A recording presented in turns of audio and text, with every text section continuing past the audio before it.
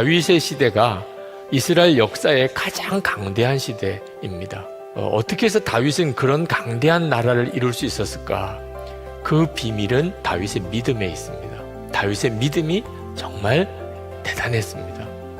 다윗의 믿음의 비밀이 어디에 있을까? 그거는 과거의 하나님의 구원의 사건에 대해서 항상 기억하고 있었습니다.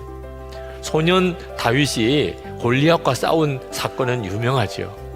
다윗은 자기가 목동일 때 하나님이 자기를 공과 사자에게서부터 건져주셨다는 사실을 기억하고 있었기 때문에 골리앗 아무것도 아닌 거예요. 하나님이 나를 도와주실 것이라고 믿었던 것입니다. 과거의 구원에 대한 기억이 지금 현재 내 어려운 문제 앞에서 내 믿음을 좌우하는 것입니다.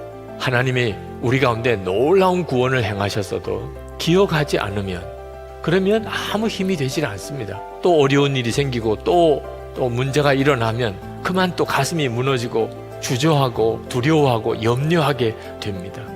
하나님은 우리를 구원하시려고 당신의 독생자를 아끼지 않으시고 십자가에 죽게 하셨습니다. 예수님은 당신의 보배 같은 피를 흘리시고 우리를 모든 죄에서 사하셨습니다. 그리고 사흘 만에 부활하시고 그리고 승천하신 후에 성령으로 지금 우리 가운데 오셨어요. 우리는 그런 구원을 받은 사람. 여러분이 이 사실에 대하여 정말 분명하게 믿게 되면 그러면 우리가 살아가는 동안에 겪게 되는 수많은 어려운 일들 앞에서 두려움이 없어지게 됩니다. 독생자까지 아끼지 않고 주신 하나님의 놀라운 사랑이 내게 있다. 그 확신 가지고 모든 문제를 다시 보라는 것입니다. 우리가 진짜 믿어야 하는 것은 기적이 아닙니다. 우리가 정말 믿어야 하는 것은 주님이 우리와 함께 계신다. 십자가에서 나는 구원받았다는 사실. 암 말기로 죽음을 앞두고 있는 어린 소녀를 신방을 병원으로 가야 하는 일이 있었습니다. 침대에 어린 소녀 아이가 아주 얼굴이 어두운 빛으로 그렇게 누워 있더라. 머리에 손을 얹었습니다.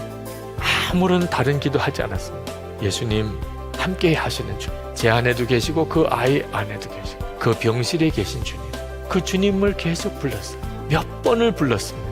그리고 주님께 맡기는 기도를 했습니다. 그 아이를 주님께 맡겼어요. 기도가 끝나고 난 다음에 아이의 얼굴이 너무나 밝아졌어요. 놀라운 일이었어요. 정말 그 짧은 한순간에 어떻게 이렇게 바뀔 수 있는. 주님이 여러분 안에 계십니까? 그러면 염려하지 마십시오.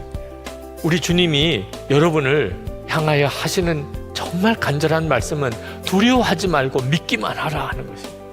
50년 역사를 가진 교회에 어느 젊은 목사님이 부임을 해 가셨는데 너무너무 목회를 잘하셔서 이 목사님은 어떻게 이런 믿음이 있으신가 그랬더니 그 둘째 아이 이야기를 하시더라.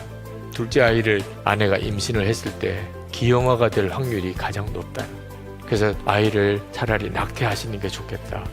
그런 이야기를 해주었다는 거예요. 목사님이 얼마나 마음이 두려운지 그 이야기를 듣고 어떻게 해야 하나. 근데 아무리 생각해도 아이를 낙태를 시키고 목회 못하겠더라. 아니 아기를 죽이고 어떻게 생명을 살리는 말씀을 전할 수 있냐. 내가 목회를 할 거면 이 아이를 죽일 수는 없다. 그래서 마음에 결심을 했습니다. 하나님, 저는 낙태하고는 목회 못합니다. 이 아이를 낳겠습니다. 아이가 기형아라도 좋습니다. 정말 사랑하며 기르겠습니다. 기도하면 할수록 계속 그 마음을 주시더라고요.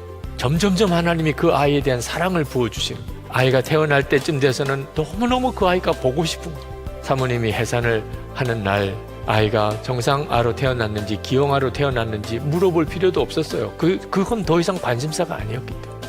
근데 아이는 정상아였습니다. 그 일을 계기로 그 목사님 안에는 하나님이 기뻐하는 뜻대로 나아가면 된다는 확신이 생겨요. 그래서 그렇게 목회를 잘 하시더라고요. 우리에게 지금 필요한 것은 십자가의 확신과 주님에 대한 분명한 눈이 뜨이는 것입니다.